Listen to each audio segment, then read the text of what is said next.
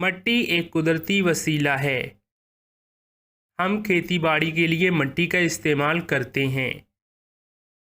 हमारी खुराक मिट्टी से आती है। जानवर अपनी खुराक मिट्टी से हासिल करते हैं।